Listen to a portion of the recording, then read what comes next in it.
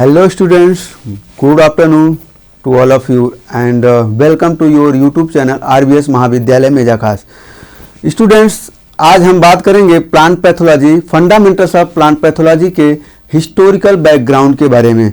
हमने उस दिन जब प्लांट पैथोलॉजी पिछली क्लास जब हमने लिया था तो बोला था कि ऑब्जेक्टिव एंड स्कोप के बाद आपका चलेगा historical background of plant pathology, यानी हिस्टोरी, प्लांट पैथोलॉजी का हिस्टोरी क्या रहा है। हम हिस्टोरिकल बैकग्राउंड इसलिए पढ़ते हैं ताकि उसको हम रिलेट करके वर्तमान से रिलेट करते हैं। कोई प्लांट पैथोलॉजी का शुरुआत में किन चीज़ों से, कहाँ से स्टार्ट हुआ कि प्लांट पैथोलॉजी को जानना बेहद ज़रूरी हो गया, या फिर प्लांट पैथोलॉजी का एक सब्जेक्ट के रूप में आना क्यों ज़रूरी हो गया, वो हिस्टोरी से पता चलता है कि पहले, सबसे पहले क्या हुआ था प्लांट्स में, या फिर किस जगह पे कौन सा रोग लगा था। तो वो हिस्टोरिकल बैकग्राउंड को जानने के बाद ही पता चलता है, उसको हम रिलेट करते हैं वर्तमान समय से और उसी के अनुसार हम स्टडी को आगे जारी रखते हैं।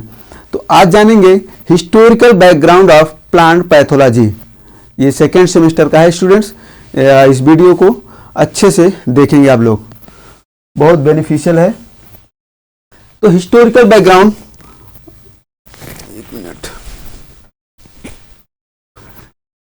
पहला है आपका आयरिश फेमाइन। तो स्टूडेंट्स मैं बता दूं कि आगे आपको हिंदी में भी कुछ मैंने लिखवा दिया है पीपीटी में कि हिंदी इंग्लिश दोनों बाइलैंग्वेज। कुछ स्टूडेंट्स का इंग्लिश में डिमांड होता है, कुछ का हिंदी, लेकिन अगर इंग्लिश में पीपीटी ज़्यादा आपको मिलेगा तो उसमें घबराने की बात नहीं है।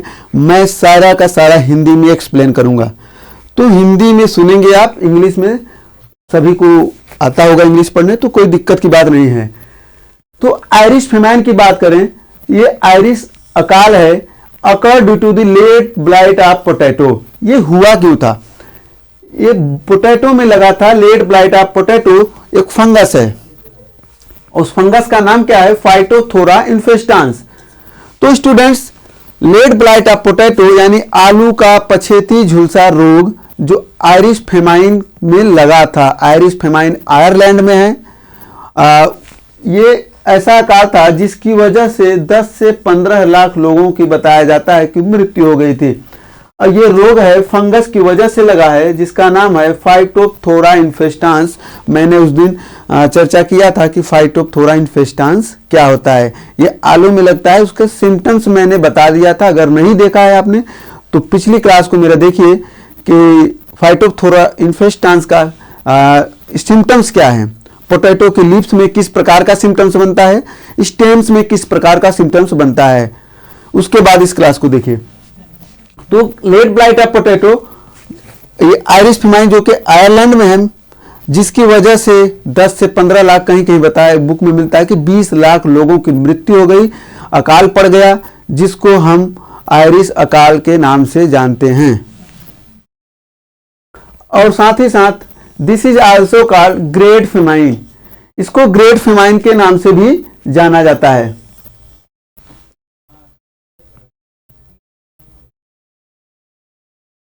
यहां पे हाँ 1845 में, इसको याद रखिए कब आया था, पूछा जाता है। आप कॉम्पिटिटिव एग्जाम की आगे तैयारी करेंगे तो आपको पूछा जाएगा कि आयरिश फेमाइन कब आया था। तो कब आया था आयरिश फेमाइन? 1845, 1845 में। दूसरा है, हिंदी में है, वही चीज लिखा हुआ है हिंदी में, तो हिंदी वाले इसको समझ लें। हालांकि हिंदी इंग्लिश में कोई प्रॉब्लम होने वाली नहीं है, मैं हूं इंग्लिश को हिंदी में अच्छे से एक्सप्लेन करूंगा। दूसरा है कॉफी रस्ट, यानी कॉफी रस्ट जो आया वो कहां पे सबसे पहले दिखा? श्रीलंका में। श्रीलंका में कॉफी रस्ट दिखा, और उस कॉफी रस्ट का जो फंगस है उसका क्या नाम था? हेमिलिया वेस्टिटिकोला। हेमिलिया वेस्टिटिकोला एक फंगस है जो कि कॉफी में लगता है, और सबसे पहली बार, यहाँ हिस्ट्री की बात कर रहा हूं तो हिस्ट्री का मतलब सबसे पहली बार कहाँ देखा गया है, कोई भी डिजीज पहली बार जहां पे देखा गया उसी को यहाँ पे हम पढ़ा रहे हैं। तो ये कॉफी रस्ट जो है, कॉफी का पौधा सब जानते हैं क्या होता है, कॉफी सभी ने पिया होगा। तो वो कॉफी के रस्ट जो होते हैं वो किस वजह से लगे थे? हेमेलिया वेस्ट्रिटिकोला, ये इंपॉर्टेंट है, बहुत ही इंपॉर्टेंट है, एग्जाम से पूछा जाता है कि काफी रस्ट का जो कॉजल ऑर्गेनिजम्स है यानी पैथोजेंस जो है उसका नाम क्या है, तो हेमेलिया वेस्ट्रिटिकोला। और ये कहां पे पहली बार देखा गया? श्रीलंका में। इसमें सिम्टम्स क्या होते हैं? जो पत्तियां होती हैं, कॉफी की जो लीव्स होते हैं उसको लोअर सरफेस पे क्या रस्ट लग जाते हैं। रस्ट समझ रहे हैं ना, लोहे में जंग जिस तरह से लग जाता है उसे पत्तियों में रस्ट लगते हैं और वो फंगस की वजह से लगता है। कहीं अपर लिप पे लगता है तो किसी में सिम्टम्स क्या होते हैं? लोअर लिप में।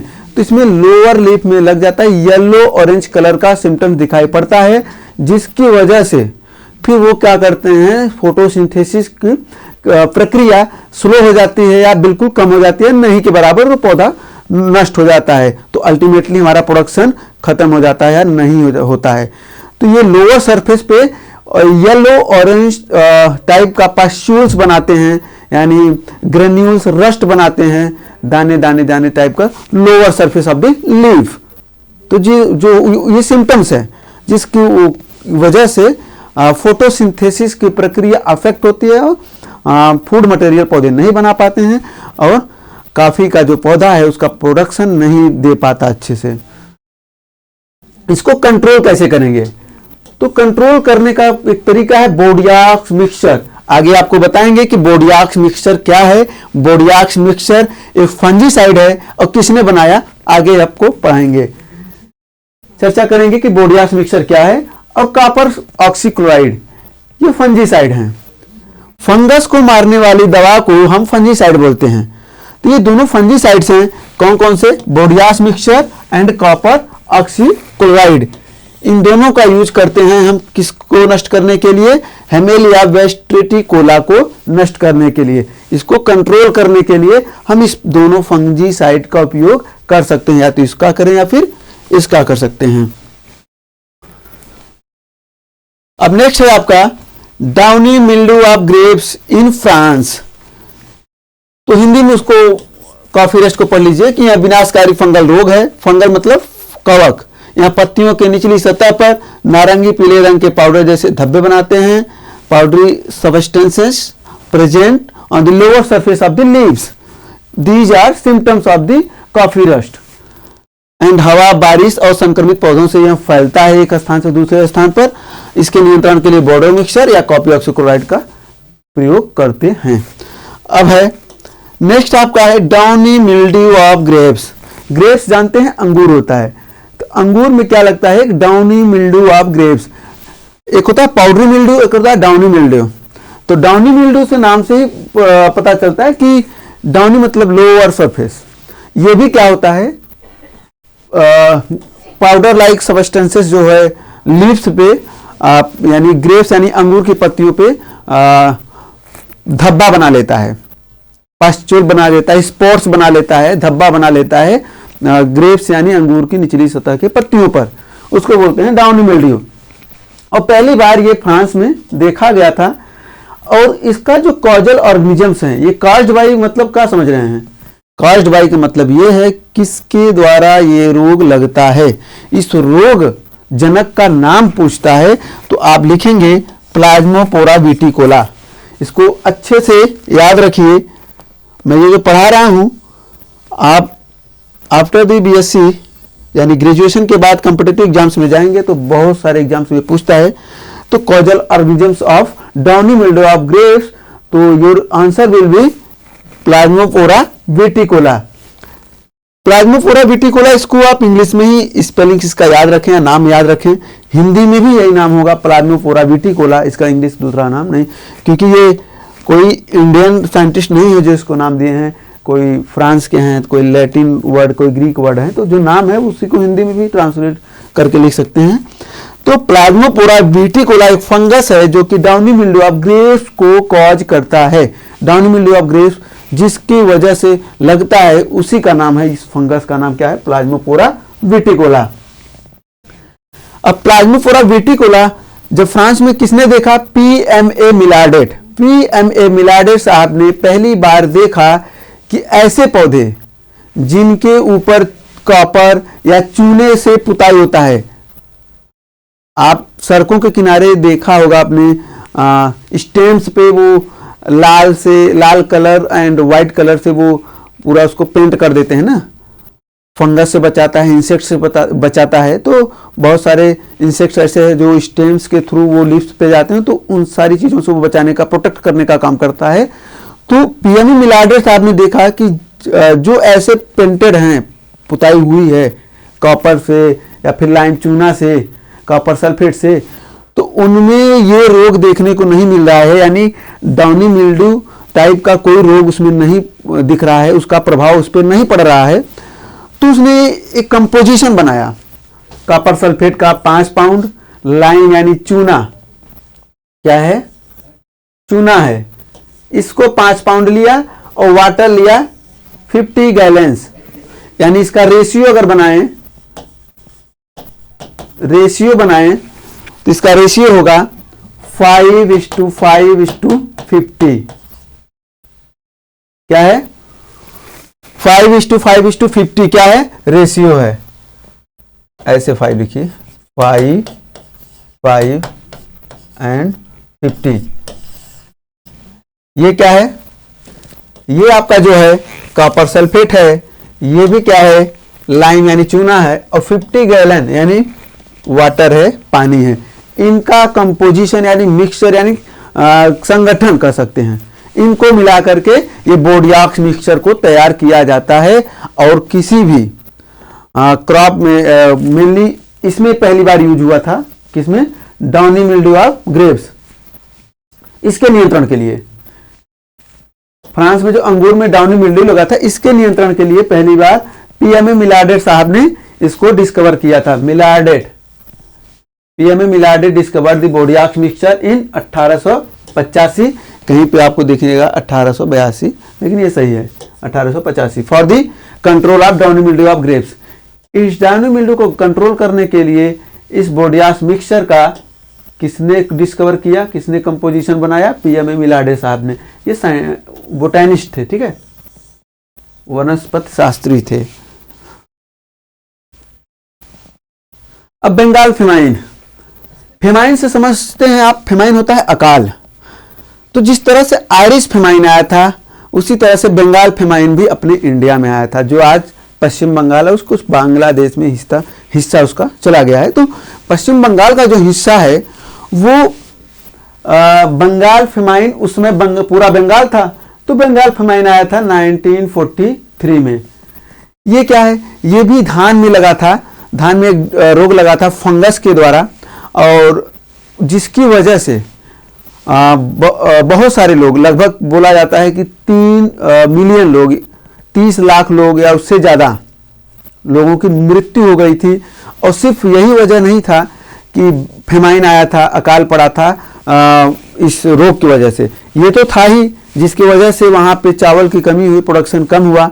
साथ ही साथ उस समय जो ब्रिटिश शासन की नीतियाँ थी कि चीज़ों को जमा कर लेना, जितनी भी प्रोडक्शन है उसको जमा कर लेना, जब्त कर लेना और ट्रांसपोर्ट कर देना अपने देश में, तो यहाँ पे चीज़ों की कमी हो गई, अनाज की कमी हो गई, लोग पलायन करने लगे, एक दूसरे जगह भागने लगे, कोलकाता की तरफ भागने लगे, शहर में, वहाँ भी अकाल पड़ा। तो बहुत सारे लोगों की मृत्यु हुई थी इस बंगाल फेमाइन की वजह से 1943 में। और इस रोग का नाम था due to the brown spot of leaves of rice. Rice मतलब होता है धान, यानी धान के पत्ते में ब्राउन स्पॉट यानी भूरे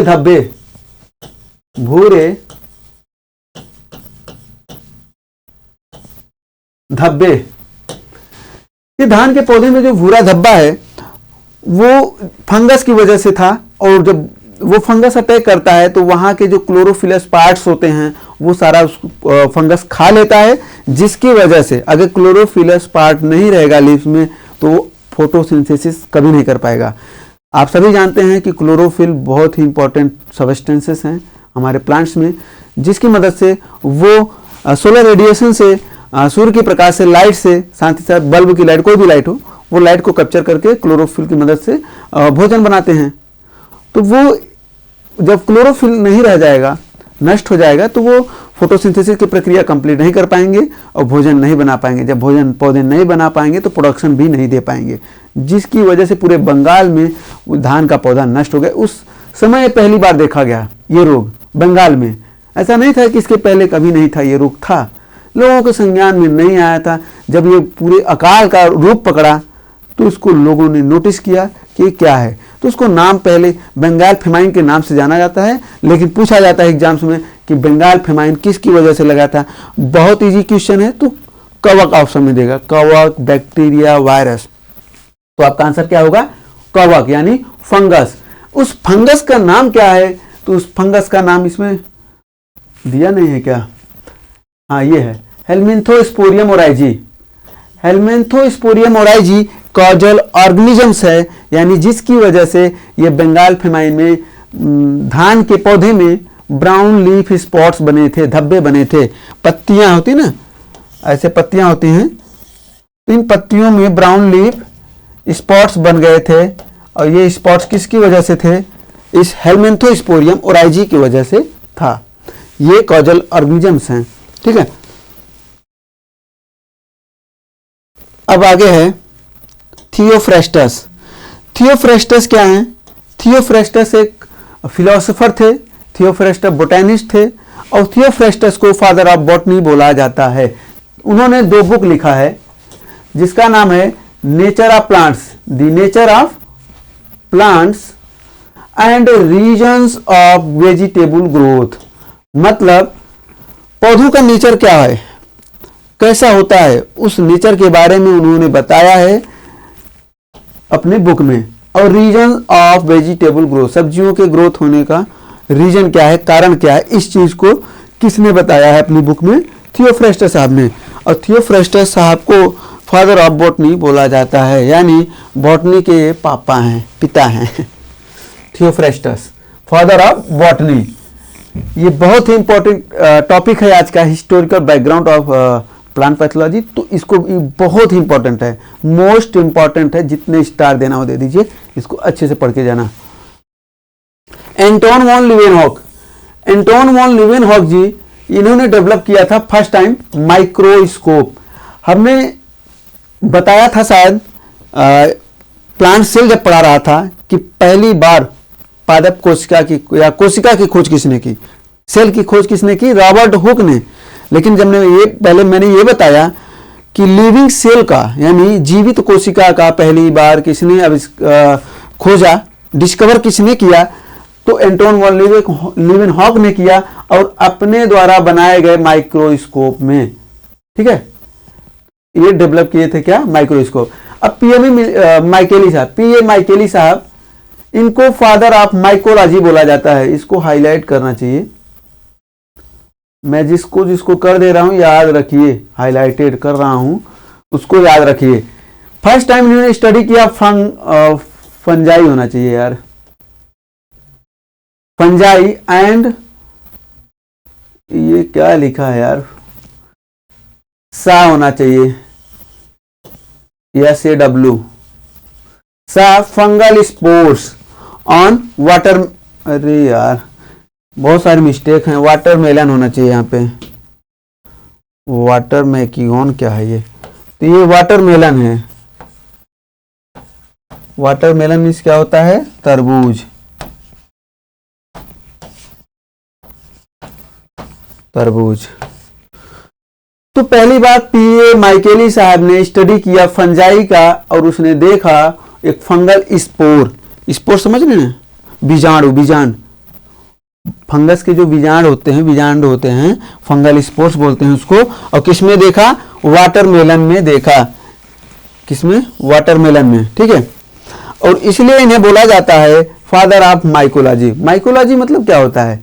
माइकोलॉजी मतलब जिसके अंतर्गत कवक यानी फंगस का अध्ययन किया जाता है, फंगस के पूरा डिटेल स्टडी जिसके अंतर्गत किया जाता है उसको बोलते हैं माइकोलॉजी। जो अध्ययन करता होता है माइकोलॉजी का, रिसर्च करता है माइकोलॉजी पे यानी फंगस पे, उसको बोलते हैं माइकोलॉजिस्ट। तो इनको फादर बोला जाता है माइकोलॉजी का, यानी इस कवकों का अध्ययन, कवकों का अध्ययन। ठीक है। ही रोड बुक नोवा प्लांटेरम जेनेरा, इसको इन्वर्टेड कॉमा में रखना चाहिए यार,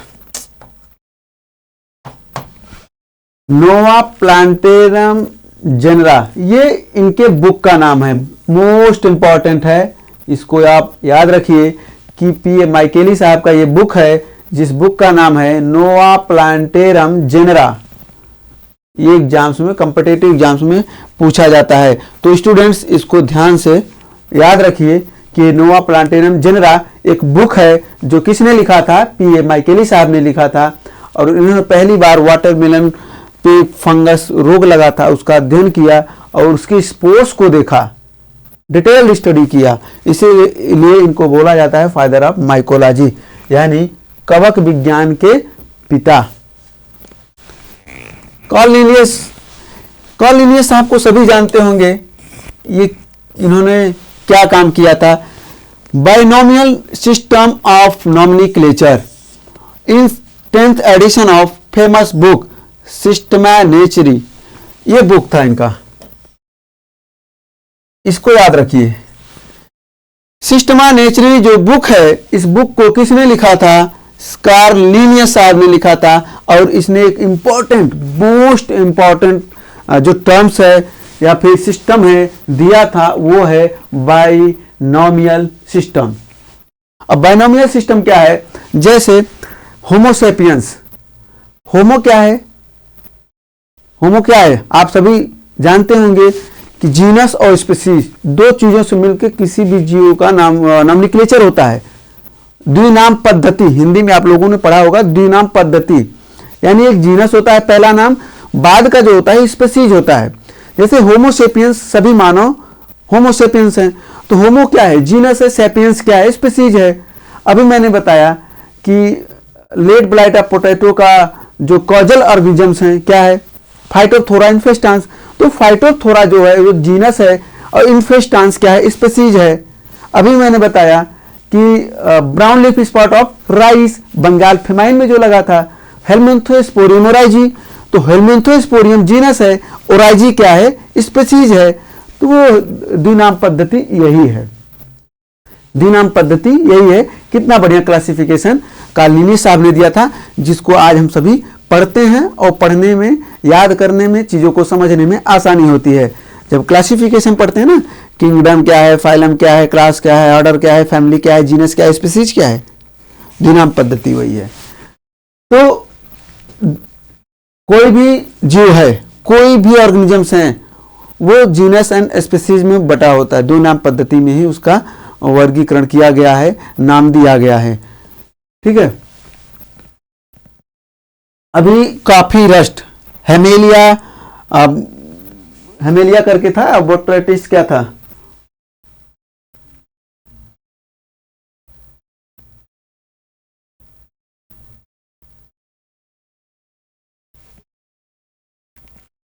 और ये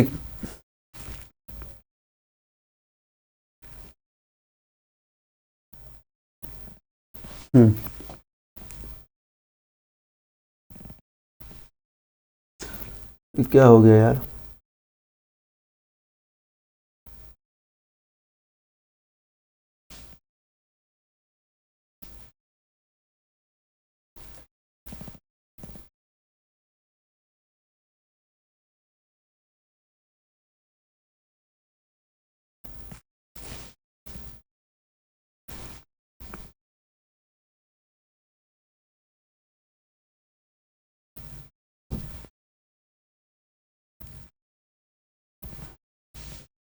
हम कहाँ पहुंचे थे, कार्ल लिनियस। फिर कार्ल लिनियस साहब हैं, ये इन्होंने बायनोमियल सिस्टम ऑफ नॉमेनक्लेचर दिया, द्विनाम पद्धति दिया, 7th एडिशन, इनका एक बुक था सिस्टमा नेचुरी। यानी अभी मैंने सारे एग्जाम्पल्स दे करके बताया कि द्विनाम पद्धति क्या है। पहला नाम जो होता है जीनस होता है, दूसरा नाम स्पीसीज होता है। वही सिस्टम किसने दिया, सी लिनियस साहब ने दिया। और he known as father of zoological classification.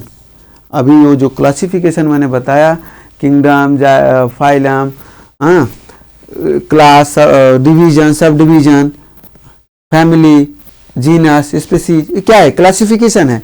और इस जूलॉजिकल क्लासिफिकेशन इसको बोलते हैं। बोटेनिकल क्लासिफिकेशन भी होता है, लेकिन जूलॉजिकल क्लासिफिकेशन के जो फादर हैं वो किसको बोला जाता है? कार्ल लिनियस साहब को। अब प्रीबोस्ट, ये सभी साइंटिस्ट हैं, जितने नाम मैं बोल रहा हूं ये सभी साइंटिस्ट हैं। तो हिंदी में मैं बता रहा हूं, किसी को दिक्कत होने वाली नहीं है। तो प्रीबोस्ट जो हैं एक साइंटिस्ट हैं, he prove that bunt of wheat caused by fungus. Bunt of wheat जो है एक करनाल बंट लगता है ना व्हीट में, गेहूं में, तो वो जिस वजह से लगता है उसका कारक है फंगस।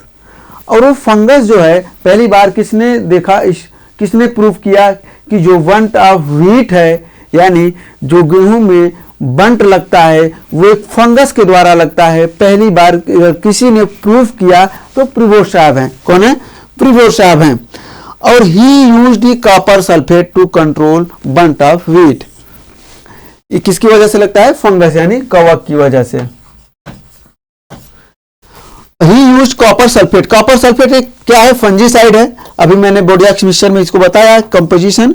तो कॉपर सल्फेट एक फंजीसाइड है, इसको कंट्रोल करने के लिए इसका यूज किया जाता है।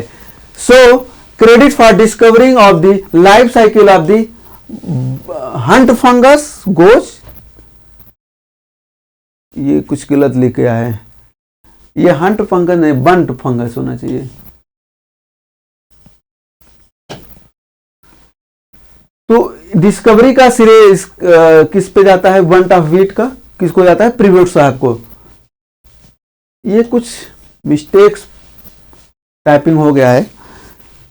Anton de very, Anton de very साहब के बारे में हमने उस दिन बताया था कि फादर ऑफ प्लांट पैथोलॉजी हैं, और प्लांट पैथोलॉजी के फादर क्यों हैं इसके बारे में हमने बताया था कि डिटेल्ड स्टडी किया था पोटैटो के लेट ब्लाइट एंड प्रूफ किया था कि फंगस के द्वारा लगता है, और इस फंगस का नाम फाइटोप्थोरा इन्फेस्टांस है। अब ये देखिए, फाइटोप्थोरा है और दूसरा इन्फेस्टांस। इसको इटैलिक भाषा में लिखा जाता है, बट नहीं लिख रहे हैं तो अंडरलाइन नीचे कर सकते हैं। तो फाइटोप्थोरा क्या है? जीनस है। क्या है? जीनस है। एंड इन्फेस्टांस क्या है? स्पीसीज है। तो क्या है? इसी को कार्ल लिनियस साहब ने दिया था कि ये फाइटोप्थोरा जीनस है और इन्फेस्टांस स्पीसीज है। इसी को द्विनाम पद्धति बोला जाता है, बाइनोमियल क्लेचर या बाइनोमियल सिस्टम। तो फाइटोप्थोरा इन्फेस्टांस कई बार हमने चर्चा कर चुका है कि लेट ब्लाइट या पोटैटो का ये कॉजल ऑर्गेनिजम्स हैं, पैथोजेंस है, फंगस है जो कि लेट ब्लाइट या पोटैटो को कॉज करता है। और इसको पहली बार किसने देखा? एंटोन डी वेरी साहब ने ये प्रूव भी किया कि ये फंगस है, इसीलिए ये बोला जाता है कि फादर ऑफ पैथोलॉजी। कौन? एंटोन डी वेरी साहब। द डिस्कवरी ऑफ हेट्रोसिस, उस दिन हमने ये भी बताया कि heterosis nature of black rust fungi was reported by him 1800। Heterosis, यार कुछ मिसप्रिंटिंग बहुत हुआ है आज यहां पे। हेट्रोसिस, हेट्रोसिस मतलब ऐसा है कि ऐसे फंगस जो अपनी लाइफ साइकिल एक से ज्यादा प्लांट्स पर कंप्लीट करते हैं, यानी हेट्रोसियस नेचर के होते हैं। एक होते हैं ऑटोसियस नेचर के, जो कि किसी स्पेसिफिक प्लांट पे, किसी एक ही प्लांट पे अपनी लाइफ साइकिल को कंप्लीट करते हैं। लेकिन एक से ज्यादा प्लांट्स पे जब अपनी लाइफ साइकिल कंप्लीट करते हैं तो उसको हेट्रोसियस नेचर का बोलते हैं।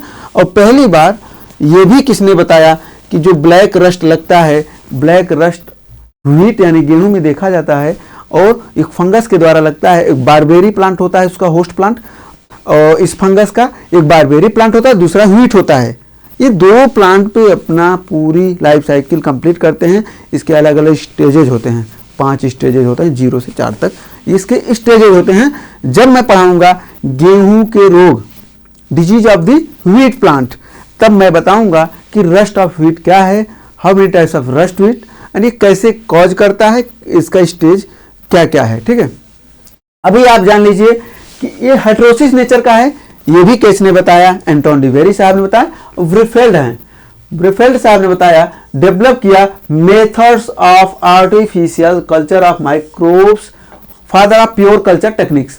ये इंपॉर्टेंट है, इंपॉर्टेंट इसलिए है कि आप लोग शायद नहीं समझ पा रहे होंगे कि आर्टिफिशियल कल्चर क्या है एंड प्योर कल्चर टेक्निक्स क्या है।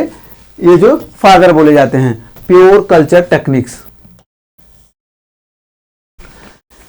हम जब एमएससी कर रहे थे यूनिवर्सिटी ऑफ इलाहाबाद में, तो हम लोग कल्चर बनाते थे बैक्टीरियाज को, वायरसेस को। हालांकि हमने वायरसेस को ग्रो नहीं किया था, बैक्टीरिया एंड फंगस को हमने ग्रो किया था कल्चर बना करके। बिल्कुल कंटामिनेशन नहीं होना चाहिए, एकदम प्योर जो आपका लैब होता है उस लैब में ही वो कल्चर बनाया जाता है। तो कल्चर का मतलब ये है ऐसा मीडिया हम बनाते हैं जिस पे हमारा फंगस ग्रो हो, या फिर कोई बैक्टीरिया को ग्रो करते हैं, या फिर किसी वायरस को हम ग्रो करते हैं, कल्चर बनाते हैं। उसके बाद उसमें न्यूट्रिएंट मीडिया वगैरह डालते हैं।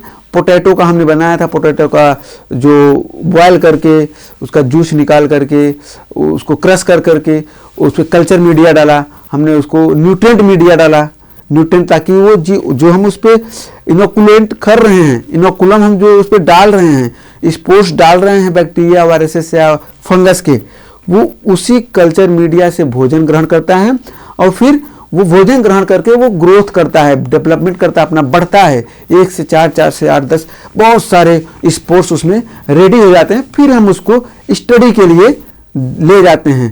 तो ये स्टडी के लिए कल्चर मीडिया तैयार करके किसी भी कॉजल ऑर्गेनिजम्स को, पैथोजेंस को, माइक्रोब्स को ग्रो करने का एक माध्यम होता है, और ये लैब में तैयार किया जाता है कंटामिनेटेड फ्री इन्वायरमेंट में।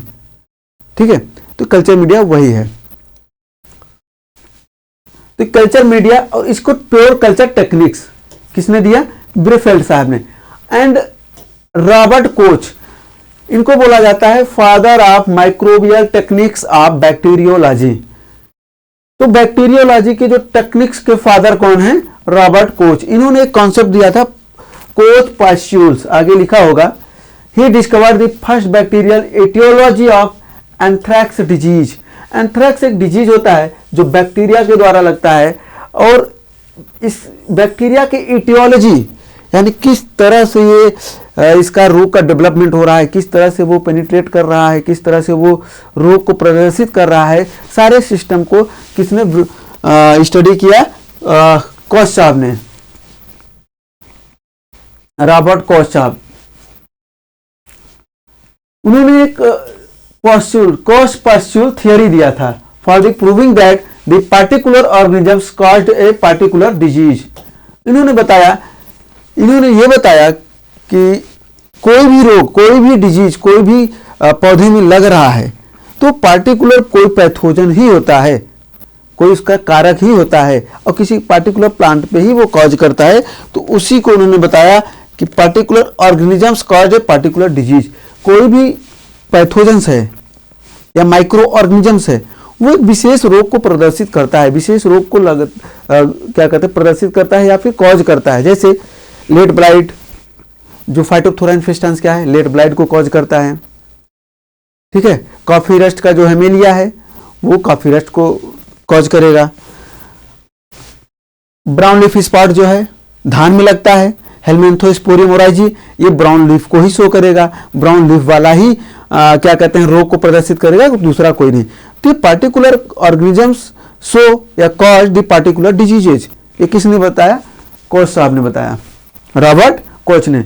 अब है T J Burrill. T J Burrill first discover the bacterial cause for the plant disease fire blight of pear. अच्छा, ये क्या है? इर्विनिया एमाइलोबोरा, ये क्या है? पैथोजन है। क्या है? पैथोजन। इसको बोल सकते हैं रोग कारक ना। टीजे ब्यूरिल साहब ने पहली बार बैक्टीरिया से रोग लगने वाला कोई अगर प्लांट देखा या कोई रोग देखा तो fire blight of pair, pair होता है नाशपाती, नाशपाती के पौधे में इन्होंने एक नाशपाती का जो फल होता है उसमें देखा कि फायर ब्लाइट, ब्लाइट मतलब एक तरह से झुलसा, आग की तरह जैसे जला हुआ हो। कभी आप लोग एप्पल्स या पेयर्स वगैरह देखे होंगे कि उसमें धब्बे पड़ जाते हैं, तो उस धब्बे को उन्होंने देखा किस वजह से लगता है, तो उसका नाम था इर्विनिया एमाइलोवोरा। तो ये क्या था, बैक्टीरिया था। तो सबसे पहले बैक्टीरिया से होने वाला रोग किसी ने अगर खोजा तो कौन थे, ये टीजे ब्यूरिल साहब थे। मोस्ट इंपॉर्टेंट है, बहुत सारे एग्जाम्स में पूछा गया है। आगे आप जब भी किसी एग्जाम्स की तैयारी करेंगे तो ये पूछ सकता है, तो इसको इंपॉर्टेंट मान के चलिए कि इर्विनिया एमाइलोवोरा एक पैथोजेंस है, कॉजल ऑर्गेनिजम्स हैं जो कि बैक्टीरिया है, और ये पेयर यानी नाशपाती में लगता है, और उस रोग का नाम है फायर ब्लाइट ऑफ पेयर, यानी जैसे आग से झुलस गया है इस तरह से दिखता है। एच.एच. फ्लोर साहब ने, एच.एच. फ्लोर एक प्रपोज किया था, एक थियरी, एक कॉन्सेप्ट को, gene for gene concept of disease resistant and sustainability in linseed rust. इन्होंने, लिनसीड मतलब क्या होता है, अलसी होता है, लिनसीड मतलब होता है अलसी, और ये रस्ट मतलब वही जंग टाइप का लगता है रस्ट। तो मेलामसोरा लेनी क्या है, पैथोजन है, ये रोग कारक, रोग कारक है ये। तो इन्होंने पहले प्रूव किया, इन्होंने देखा क्या कि लिनसीड का पौधा है, लिनसीड के पौधे में एक रोग लगा है, रस्ट लगा है, जंग लगा है, वो फंगस है, और उस फंगस का नाम था मेलामसोरा लिनी। इस मेलामसोरा लिनी मतलब ये जीनस है, स्पीसीज है, ये जीनस है और ये स्पीसीज है। लिनी उस लिनसीड के नाम से लिनी रख दिया गया। तो मेलामसोरा लिनी एक फंगस है जो कि रस्ट का कॉज करता है, किसमें, अलसी के पौधे में। और उन्होंने इसका डिटेल स्टडी किया और एक कॉन्सेप्ट दिया, gene for gene concept. Most important है जीन फॉर जीन कॉन्सेप्ट, ठीक है। Vanderplank, Vanderplank he gave the concept of two kinds of resistant, vertical resistant and horizontal resistant in plants. अच्छा, एक important चीज है कि vertical resistant क्या होता है एंड हॉरिजॉन्टल रेसिस्टेंट क्या होता है। उसके पहले आप ये जान लीजिए कि ये दिया किसने था। ये भी बहुत सारे एग्जाम्स में पूछता है कि vertical resistant was given by and horizontal resistant was given by, तो आपका साइंटिस्ट का नाम पता होना चाहिए। वेंडर प्लैंक साहब ने दिया था vertical resistant and horizontal resistant. Vertical का मतलब ये होता है, ठीक है, और हॉरिजॉन्टल का मतलब ये होता है, ये हॉरिजॉन्टल है, ये वर्टिकल है। ये प्लांट्स के केस में इन्होंने दिया था। ये होता क्या है कि बहुत सारे पौधों में ऐसे जीन डाले जाते हैं जो किसी रोगों के प्रति रेसिस्टेंट हो, यानी प्रतिरोधक क्षमता उसमें विकसित करते हैं। तो मान लीजिए हम किसी पौधे में कोई ऐसा जीन डाल रहे हैं, इंजेक्ट कर रहे हैं उसमें, प्लांट ब्रीडिंग के दौरान हम ब्रीडिंग मेथड्स में हम ऐसे टेक्निक्स का उपयोग कर रहे हैं, हम ऐसे जीन का उसमें इंसर्शन कर रहे हैं पौधे में कि कोई भी एक रोग के लिए वो प्रतिरोधी है। मान लीजिए यही रस्ट लग रहा है, मेलामसोरा लिनी ही लग रहा है अलसी के पौधे में, हम ऐसे जीन को डाल दें कि वो इस रोग के प्रति रेसिस्टेंट हो जाए, तो वो क्या है, वर्टिकल रेसिस्टेंट। क्या है, उसको बोलते हैं वर्टिकल रेसिस्टेंट, यानी ऐसा रेसिस्टेंट, ऐसा प्रतिरोधक क्षमता जो किसी एक पर्टिकुलर, किसी एक विशेष रोग के प्रति प्रतिरोधक हो, सहनशीलता उसमें इस्टेब्लिशमेंट हो, सहनशीलता उसमें उपस्थित हो, ऐसे किसी एक रोग, किसी एक विशेष रोग के लिए ऐसे जीन को हम डालते हैं। लेकिन वहीं पे हॉरिजॉन्टल रेसिस्टेंट का मतलब ये है हम ऐसे जीन पौधे में डाल रहे हैं, इंसर्ट कर रहे हैं, हम ऐसे ब्रीडिंग मेथड से ऐसे पौधे तैयार कर रहे हैं जिसकी वजह से उस पर्टिकुलर पौधा में, उस पर्टिकुलर प्लांट्स में ढेर सारे रोगों से लड़ने की क्षमता विकसित हो जाए। एक नहीं, दो नहीं, कई सारे, यानी एक से ज्यादा या दो से ज्यादा रोगों से लड़ने की क्षमता अगर किसी प्लांट्स में विकसित हो जाए, ऐसा हम जीन उसमें इंसर्ट कर दें, ऐसा हम प्लांट्स तैयार कर दें, तो उसको बोलते हैं हॉरिजॉन्टल यानी क्षैतिक प्रतिरोध। अब किसी पर्टिकुलर एक तो वर्टिकल यानी ऊर्ध्वाधर प्रतिरोधक क्षमता विकसित करना। तो नाम से ही पता है, वर्टिकल, हॉरिजॉन्टल मतलब ऐसे पूरा ले लीजिए, पूरा फील्ड ही। तो बहुत सारे रोगों को वो समाप्त झेलने की क्षमता उसमें विकसित हो जाती है, उसको बोलते हैं हॉरिजॉन्टल रेसिस्टेंट। रेसिस्टेंट मतलब होता है किसी को टोलरेट करना, इनहिबिट करना, कोई भी प्रॉब्लम आ रही है काफी हद तक उसको झेलने की क्षमता उसमें हो, उसको बोलते हैं रेसिस्टेंट।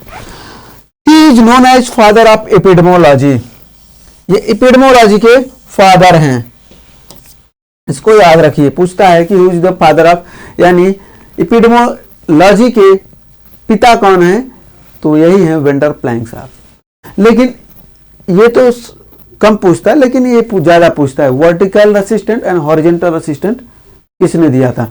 अब है शेफर्ड एंड उनके साथियों एटॉल, ठीक है। First reported the double standard DNA in cauliflower mosaic. Cauliflower mosaic क्या है, एक गोभी है, उसमें मोज़ेक एक वायरस है, और वो वायरस आप जानते हैं कि वायरस होते हैं या तो उसमें डीएनए होता है या तो आरएनए होता है, जेनेटिक मटेरियल, लेकिन वो सिंगल स्ट्रैंडेड के ज्यादातर होते हैं। बट इस कॉलीफ्लावर मोज़ेक में उन्होंने देखा कि डबल स्ट्रैंडेड का है। डबल स्ट्रैंडेड डीएनए का मॉडल देखें, double helix model of DNA were given by the Watson and Crick in 1953। 1953 में वॉटसन एंड क्रिक ने double helix model of DNA दिया था। वो डबल स्ट्रैंडेड का हो उसको बोलते हैं, लेकिन सिंगल स्ट्रैंडेड का जो डीएनए है वो ज्यादातर वायरसेस में पाया जाता है, लेकिन इसमें डबल स्ट्रैंडेड का इन्होंने देखा, और followed by the discovery of single stranded DNA Gemini viruses by the Goodman. Single standard का इन्होंने देखा, डबल स्टैंडर्ड का इन्होंने देखा। जेमिनी वायरस है ये, उस वायरस का नाम क्या है, जेमिनी वायरस। एंड टियोडीनर ने एक टर्म दिया था wired and first time discovered, यहां टाइम अलग होना चाहिए, वायराइड्स। कॉजल एजेंट है पोटैटो स्पैंडल ट्यूबर। ये पोटैटो स्पैंडल ट्यूबर एक डिजीज है जो कि वायरस के द्वारा होता है, और इस वायराइड्स के द्वारा, वायरस नहीं वायराइड्स के द्वारा होता है, और इसको पहले टियोडीनर साहब ने देखा है। Viroid don't have protein code, they are consist of the circular naked RNA. RNA क्या होता है, डीएनए इसमें नहीं होता है, इसमें क्या होता है, आरएनए होता है। ये वायराइड्स हैं, इसमें प्रोटीन का कोट नहीं होता है। सबका कोट होता है ना, एक लेयर होता है जिससे बाउंडेड होते हैं, इन्वॉल्व होते हैं, बंधे हुए होते हैं, चाहे प्रोटीन हो, चाहे आरएनए हो, चाहे डीएनए हो, चाहे कोई भी सेल का ऑर्गेनेल्स हो। लेकिन ये प्रोटीन है, इस प्रोटीन कोट नहीं पाया जाता, यानी कवर नहीं पाया जाता है, प्रोटीन कवर नहीं पाया जाता है किसमें, वायराइड्स में। और ये सर्कुलर नेकेड आरएनए होता है। नेकेड मतलब खुला। ये जो आरएनए होता है, ये आरएनए भी आरएनए नेकेड होता है, यानी खुला होता है, किसी भी मेम्ब्रेन से घिरा नहीं होता है। इसका मतलब ये है, ये इंपॉर्टेंट है। पूछता है कि वायराइड्स में प्रोटीन कोट पाया जाता है या नहीं पाया जाता है, तो नहीं पाया जाता है। साथ ही साथ ये पूछता है कि वायराइड्स जो होता है, वायराइड्स में आरएनए किस टाइप का होता है, तो सर्कुलर बताएंगे। साथ ही साथ ये भी पूछ सकता है कि वायराइड्स का जो आरएनए होता है वो नेकेड होता है या फिर नहीं होता है, तो आप क्या बताएंगे, वो नेकेड होता है, बिल्कुल खुला होता है, किसी भी मेम्ब्रेन से घिरा नहीं होता है। अब history of plant pathology in India, आइए थोड़ा सा जल्दी अब करते हैं, ज्यादा लंबा क्लास हो जाएगा। तो history of plant pathology in India, वो था पूरा हिस्ट्री कि कब कहां पहले देखा गया था। लेकिन इंडिया में किस चीज को पहले देखा गया, किसने देखा, कौन से साइंटिस्ट ने किस चीज पे देखा, कौन सा रोग, वो इंडिया की बात करेंगे। आइए देखते हैं। सबसे पहले के कीर्तिकार हैं। के कीर्तिकार साहब ने first Indian scientist who collected and identified the क्या है, disease in India. First Indian scientist who collected and identified the, ये कुछ गलत हो गया है भाई, आज मिस प्रिंटिंग बहुत हुआ है, टाइपिंग।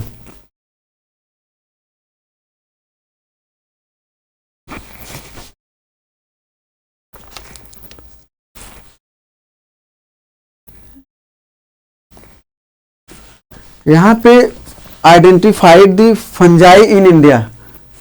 तो क्या होगा, first Indian scientist who collected and identified the fungi in India. यहां पे क्या होगा, फंजाई,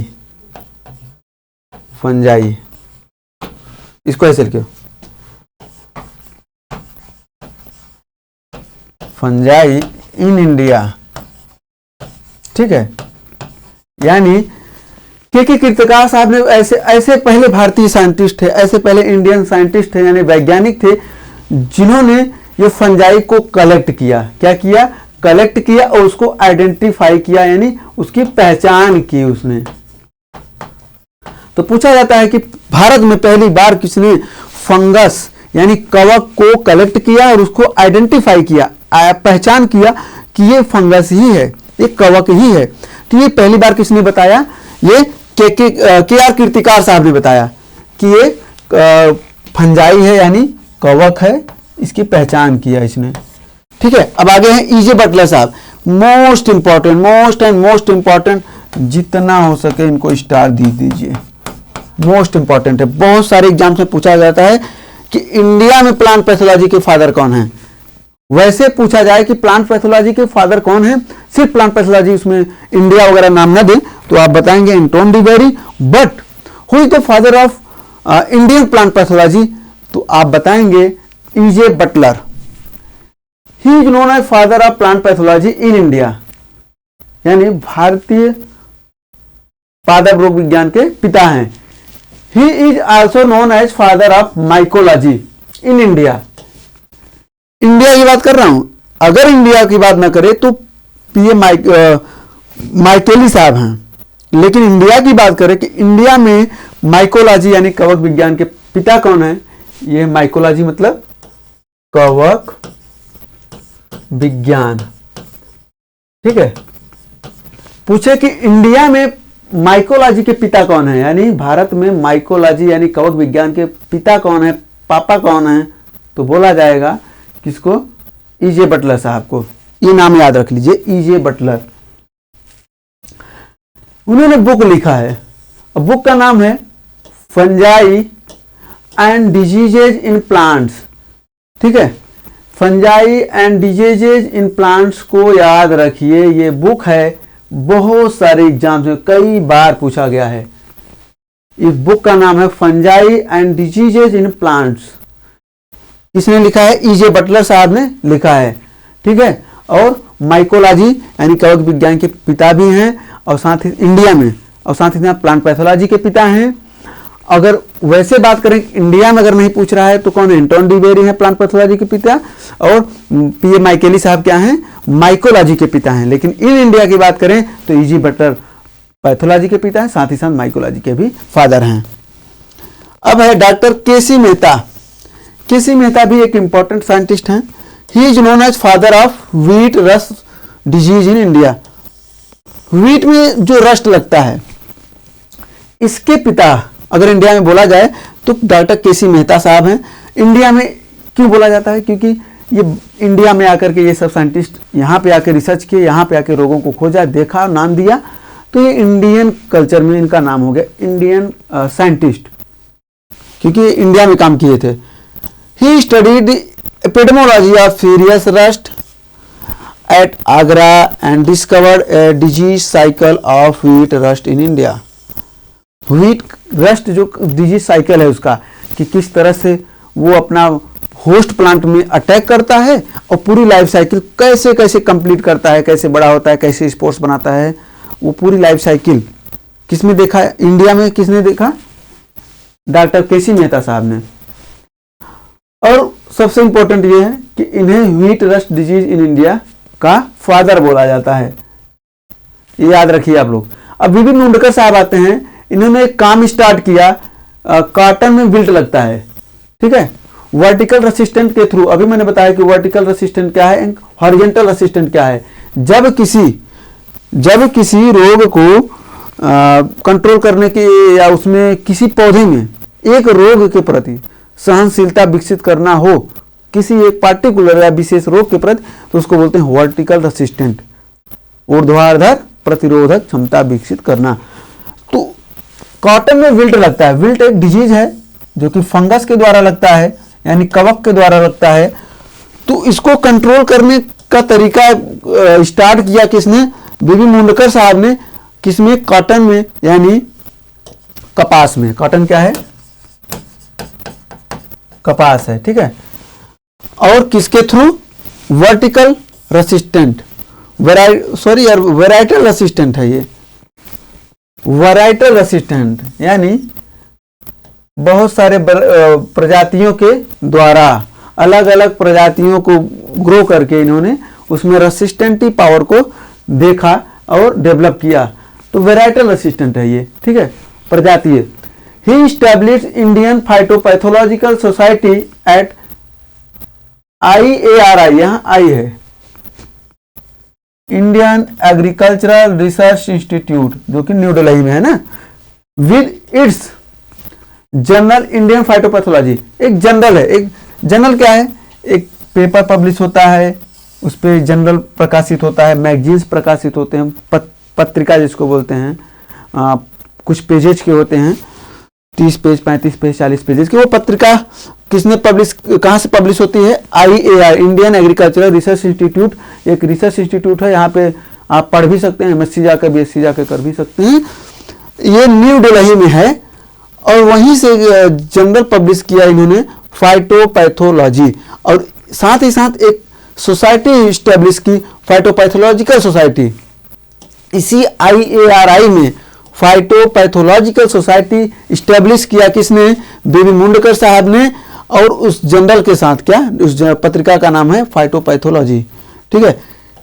ही ऑथर्ड ए टेक्स्ट बुक, उन्होंने बुक लिखा फंजाई एंड प्लांट डिजीज। अब ये बहुत इंपॉर्टेंट है, क्योंकि ये क्या लिखा है? फंजाई, क्या लिखा है? Fungi and plant diseases. अब पीछे मैं दिखा रहा हूं, fungi and diseases in plants, fungi and diseases in plants. यहां पे क्या लिखा है? Fungi and plant diseases. तो याद करने का तरीका यह है, बीबी मुंडकर साहब ने जो दिया था उसका प्लांट बीच में पड़ता है, जबकि EJ बटलर साहब ने जो दिया उसका जो प्लांट है वो सबसे लास्ट में पड़ता है। इसको याद रखना, बहुत कंफ्यूजिंग है कि कौन बुक का नाम EJ बटलर का है या फिर कौन से बुक का नाम बीबी मुंडकर साहब का है। दोनों में अंतर समझ लीजिए अपना। फंजाई एंड प्लांट डिजीजेज बीबी मुंडकर साहब का बुक है, और पीछे क्या है?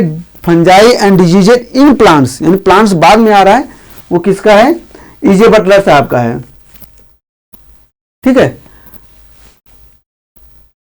मोस्ट इंपॉर्टेंट है, इसको याद करने का तरीका यही है कि बीबी मुंडकर साहब को याद रखिए कि इनमें जो है प्लांट्स बीच में देते हैं। ये इनके बुक में जो प्लांट्स का नाम है बीच में है, जबकि EJ बटलर साहब के जो बुक का नाम है fungi and diseases in plants, plant last में है, ठीक है।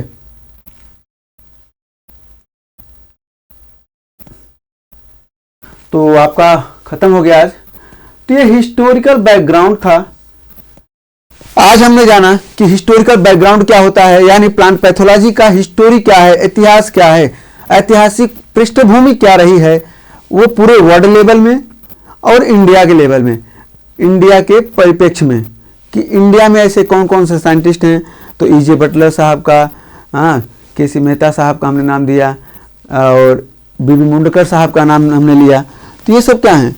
KC मेहता है, बीबी मुंडकर साहब जी हैं, ये इंडियन प्लांट पैथोलॉजिस्ट थे। आई होप आपको ये वीडियो बहुत ही अच्छा लगा होगा। यदि आपको वीडियो अच्छा लगा हो तो वीडियो को लाइक करें, चैनल को सब्सक्राइब करें। RBS महाविद्यालय यूट्यूब चैनल है, इसको सब्सक्राइब करें। और नेक्स्ट क्लास हम फिर किसी दिन किसी सब्जेक्ट या टॉपिक पर लेके आएंगे। आज के लिए बस इतना ही, धन्यवाद।